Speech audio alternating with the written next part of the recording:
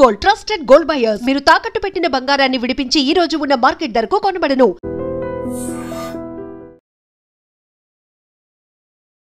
నమస్తే, welcome to I dream talking point with కవిత.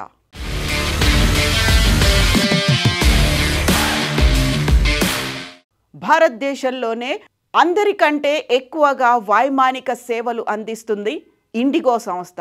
భారతదేశంలో దాదాపుగా 60% వరకు ఇండిగో తన సేవలని అందిస్తోంది. అతిపెద్ద వైమానిక సంస్థగా ఇండిగో పేరు తెచ్చుకుంది.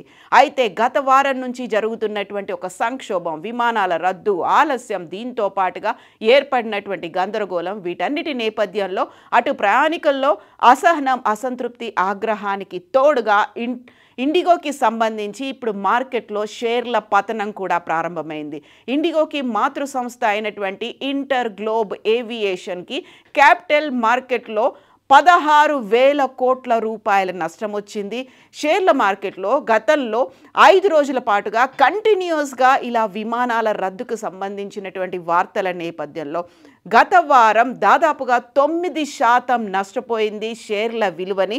అందులో ఈరోజు ప్రారంభమైనటువంటి మార్కెట్ ఉదయం 10 గంటలకి ఈ మార్కెట్ సోమవారం ట్రేడింగ్ ప్రారంభమైనటువంటి ఒక్కసారికే ప్రారంభమైన వెంటనే 7% పడిపోయినట్టుగా ఇప్పుడు మార్కెట్ నుంచి అందుతున్నటువంటి సమాచారం.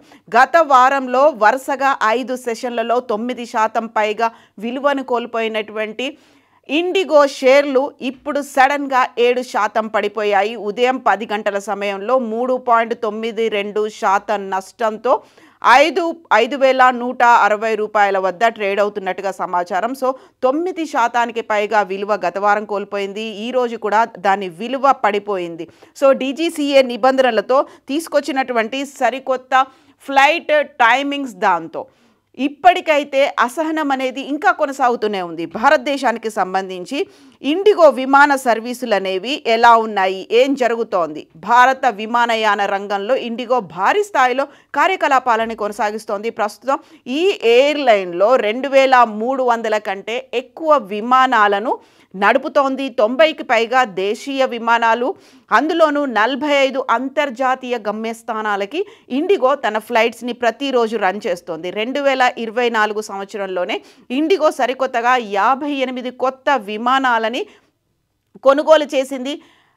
ఆర్థిక సంవత్సరం 2025 ఆర్థిక సంవత్సరంలో 118 మిలియన్లకు పైగా ప్రయాణికులని రవాణా చేస్తూ వచ్చింది. భారత విమానయాన రంగంలో తన ఆధిపత్యాన్ని ఇండిగో కొనసాగిస్తూ వస్తోంది. అయితే ఇప్పటిదాకా ఏర్పడినటువంటి ఈ అంతరాయాలు కావచ్చు, లేకపోతే ఈ గొడవలు అన్నిటి నేపథ్యంలో వరుసగా మార్కెట్ల పతనం అవడం, అది కూడా ఇంటర్ గ్లోబ్ ఏవియేషన్కి సంబంధించి ఇండిగో దాని మీద విపరీతమైనటువంటి ప్రభావం ఉంది అని తెలుస్తున్నటువంటి ఈ నేపథ్యంలోనే ఇప్పుడు కేంద్ర ప్రభుత్వంతో పాటుగా DGCA కూడా ఇండిగోకి ఆదేశాలను జారీ చేసింది. వరుసగా డిసెంబర్ 5 శుక్రవారం రోజున 1000 విమానాలు రద్దవడం అనేది ఇండిగో చరిత్రలోనే అతి పెద్ద నెంబర్గా భావిస్తున్నారు. ఈ నేపథ్యంలోనే 610 కోట్లని నిన్న సాయంత్రంలోగా ఎవరైతే టికెట్లు బుక్ చేసుకున్నారో, ఎవరికైతే క్యాన్సిల్ చేయాల్సినటువంటి పరిస్థితి వచ్చిందో వారందరికీ ఇమ్మీడియట్గా పే చేయాలని కేంద్ర ప్రభుత్వం చెప్పడంతో నిన్న సాయంత్రంలోగా 610 కోట్లని టికెట్లు బుక్ చేసుకున్నటువంటి ప్రయాణికులకి రీఫండ్ చేసినట్టుగా ఇండిగో అనౌన్స్ చేసింది. ఎట్ ద సేమ్ టైం ఆ ప్రయాణికులకు సంబంధించి 3,000 లగేజీలను కూడా ఈ రోజు లోపల వాటిని డెలివరీ చేస్తాము అనేటువంటి మాటను కూడా చెప్పింది. వీటికి సంబంధించి ప్రయాణికులకు 610 కోట్లు చెల్లించడంతో పాటుగా 2 రోజుల్లో 3,000 లగేజీలు డెలివరీ చేయాలని శనివారం ఆదేశాలు ఇచ్చింది. ఈ నేపథ్యంలోనే ఈరోజు సాయంత్రం వరకు వాటిని డెలివరీ చేద్దామని. దీంతో పాటుగా ప్రయాణికుల టికెట్లు రీషెడ్యూల్ చేయడానికి ఎలాంటి అదనపు ఛార్జీలు వసూలు చేయొద్దని ఇండిగో యాజమాన్యానికి కేంద్రం చాలా స్ట్రిక్ట్గా తెలిపింది. దీంతో రీఫండ్ ప్రక్రియనైతే మేము పూర్తి చేశామని చెప్తోంది. సంక్షోభం నుంచి బయటపడడంతో పాటు సర్వీల పునరుద్ధరణ కోసం క్రైసిస్ మేనేజ్మెంట్ గ్రూపును కూడా మేము ఏర్పాటు చేశాము అనేటువంటి మాటను అనౌన్స్ చేసింది.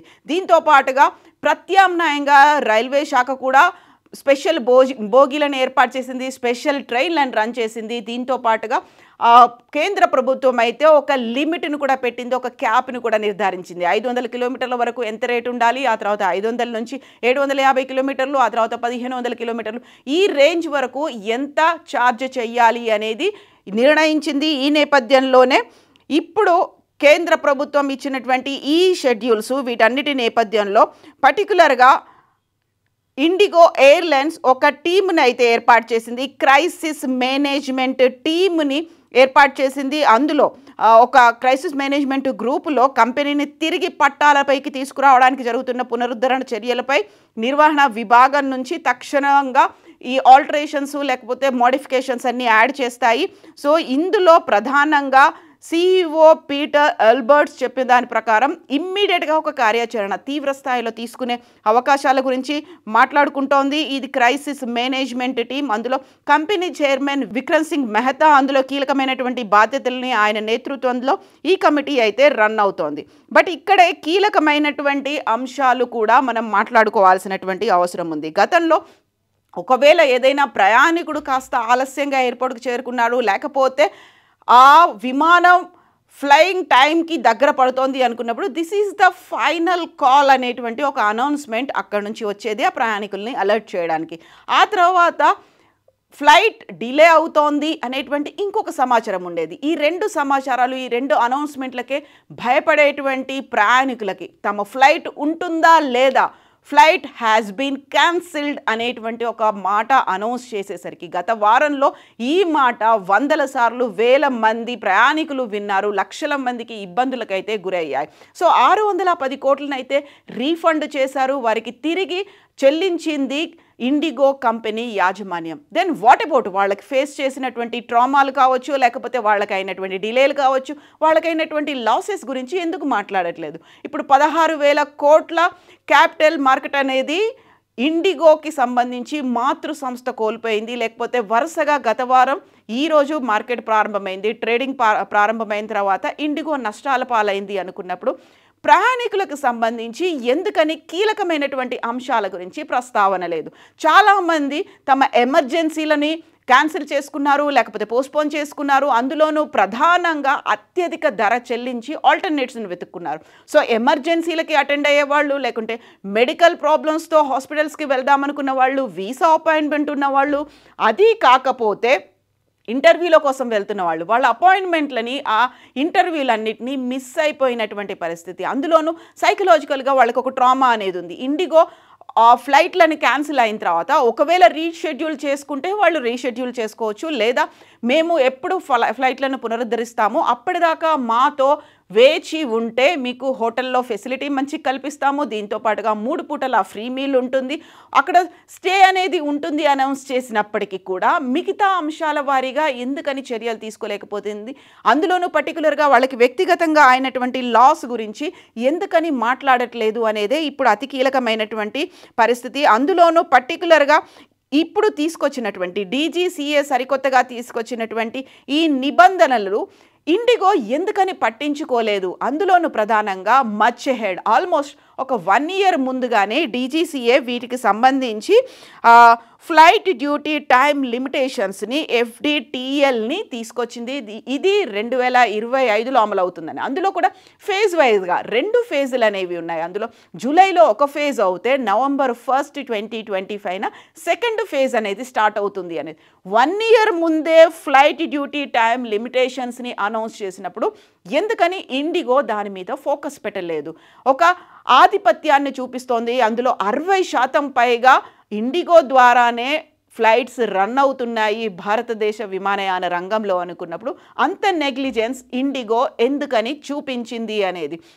సో 1 year అయితే ఫ్రీ టైం అనేది ఉంది. అక్కడ పైలట్లకు సంబంధించి వాళ్ళ నియామకాల ప్రక్రియ చేపట్టాల్సి ఉండే. ఇది కేవలం ఫ్లైట్లు అంటే పైలట్లకు సంబంధించి వారి ఆరోగ్యమో, లేకుంటే నిద్రలేమి కొరతో, లేకుంటే అలసట, లేకపోతే వారి మీద ఉండేటువంటి స్ట్రెస్ మాత్రమే కాదు, ప్రయాణికుల భద్రత మీద కూడా అది రిఫ్లెక్ట్ అవుతుంది. కేవలం అక్కడ పైలట్ని మాత్రమే చూసుకోవాల్సిన అవసరం లేదు. పైలట్ది కంప్లీట్గా ప్రపోర్షనేట్గా ప్రయాణికుల మీద కూడా పడుతోంది. కాబట్టి ప్రయాణికుల భద్రత గురించి ఇండిగో ఎందుకని ఆలోచించలేదు అనేది సెకండ్ క్వశ్చన్ అనేది.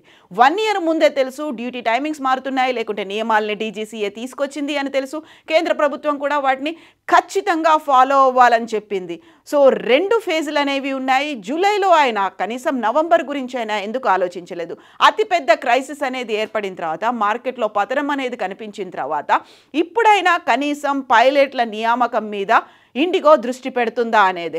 అందులోనూ ప్రధానంగా మొన్న ఈ ఆదేశాలు జారీ చేసిన తర్వాత నిన్న కొంచెం ఫ్లైట్లు అనేవి మెరుగుపడ్డాయి. ఒక 1500 ఫ్లైట్లని మేము తిప్పాము, 1500 సర్వీసెస్ అనేది మేము చేశామని ఇండిగో చెప్పినప్పటికీ కూడా అది కూడా చాలా తక్కువే. ఎట్ ద సేమ్ టైం మా రన్ టైం మిగతా వాటితో పోలిస్తే చాలా మెరుగ్గా ఉంది అనేటువంటి మాటను కూడా ఇండిగో చెప్తోంది. మిగతా చాలా అక్యురేట్గా ఉంది, రన్ టైం చాలా మెరుగ్గా ఉంది, మేము మళ్ళీ వాటిని రీస్టోర్ చేసిన తర్వాత అనేది ఇండిగో చెప్పినప్పటికి కూడా ఈ కీలకమైనటువంటి అంశాల మీద ఎందుకని ఫోకస్ పెట్టలేదు అనేదే ఇప్పుడు చర్చించాల్సినటువంటి అవసరంగా మారింది ఈ నేపథ్యంలోనే.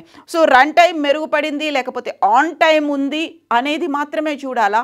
వచ్చినటువంటి సైకలాజికల్గా ఒక సంక్షోభం అనేది ఏర్పడిన తర్వాత, ప్రయాణికుల మీద సైకలాజికల్గా ఒక ట్రామా కూడా పడిన తర్వాత ఇంత నిర్లక్ష్యం, ఇంత అలక్ష్యం ఎందుకు వహించింది? లేకపోతే ఇండిగో మీద సాఫ్ట్ కార్నర్ ఎందుకు చూపించింది అనేది. పటిష్టంగా FDTL నిబంధనలు అమలు చేయాలి అనేది 1 year ముందే చెప్పినప్పటికీ కూడా ఎందుకని DGCA ఫోకస్ పెట్టలేకపోతోంది? సివిల్ ఏవియేషన్ కూడా దాని మీద దృష్టి సారించలేదా అనేటువంటి క్వశ్చన్స్ కూడా ఉన్నాయి.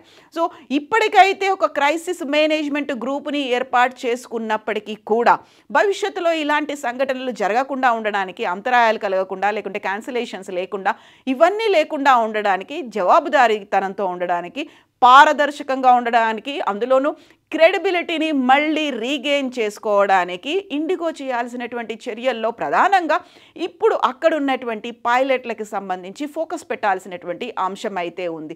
వాళ్ళకు ఉన్నటువంటి వీకెండ్లు కావచ్చు, లేకపోతే వాళ్ళు తీసుకుంటున్నటువంటి ఎమర్జెన్సీ ఆఫ్లు కావచ్చు, అందులో వారాంతంలో వాళ్ళకి 36 గంటలని కాస్త 48 గంటలకి పెంచాలి అనేటువంటి, వారాంతపు సెలవుని పెంచాలి అని కేంద్ర ప్రభుత్వం ఇచ్చినటువంటి ఇలాంటివి ఈ నిర్దిష్టమైనటువంటి రూల్స్ అండ్ రెగ్యులేషన్స్ని ఇండిగో ఎందుకని పెడ చెవిన పెట్టింది? బోల్డన్ని క్వశ్చన్స్ అయితే ఉన్నాయి. వీటన్నిటికీ ఇండిగో ఆన్సర్ చేస్తుందా? కేవలం క్షమాపణలు చెప్తే సరిపోతుందా? మేము మీకు డబ్బులు రీఫండ్ చేస్తాము అంటే సరిపోతుందా? లేకపోతే ఫ్లైట్ల కోసం క్యాన్సిల్ అయిన తర్వాత ఎయిర్పోర్ట్లో ఎదురు చూసే బదులు వాళ్ళకు 3 star హోటల్లో బస కల్పించి 3 పూటల మీల్స్ పెడితే సరిపోతుందా? ఇన్ని రకాల క్వశ్చన్స్ ఉన్నాయి. అందులో పర్సనల్ లాస్ అనేది చాలా మందికి, కొన్ని లక్షల మందికి ఏర్పడింది. మచ్ హెడ్ ఒక 1 month ముందో 2 నెలల ముందో వాళ్ళకు ఉన్నటువంటి ప్రయర్ షెడ్యూల్స్ నేపథ్యంలో వాళ్ళు టికెట్లని బుక్ చేసుకున్నారు. అవన్నీ క్యాన్సిల్ అవ్వాల్సినటువంటి పరిస్థితి, ఒక్కోసారి 3 నుంచి 10 రెట్లు ఆల్టర్నేట్ టికెట్ల మీద కూడా వాళ్ళు పెట్టి ప్రయాణాలు చేయాల్సినటువంటి అగత్యం ఎందువల్ల ఏర్పడింది? కేవలం పైలట్లు నిరసన దిగారు, లేకుంటే పైలట్లు సమ్మెలో పాల్గొన్నారు, పైలట్లు విధులకు హాజరు కాలేదు, కేవలం పైలట్ల మీద ఆ నెపాన్ని మోపే ప్రక్రియ ఇండిగో ఎందుకని చేస్తోంది? స్వయంకృతాపరాధం ఏదైతే ఉందో దానికి సంబంధించి ఇప్పటికైనా కరెక్షన్స్ తీసుకుంటుందా లేదా? ప్రభుత్వం ఆ దిశగా చర్యలు చేపడుతుందా లేదా?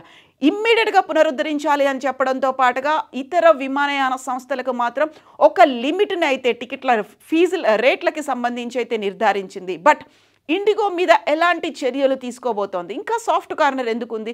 నిజంగా 16,000 కోట్ల రూపాయల నష్టం క్యాపిటల్ మార్కెట్లో వచ్చింది అనడంతో పాటుగా ప్రతిరోజు షేర్ల పతనం అనేది జరగడానికి కూడా కారణం ఇండిగో చేసుకున్నటువంటి స్వయంకృతాపరాధం.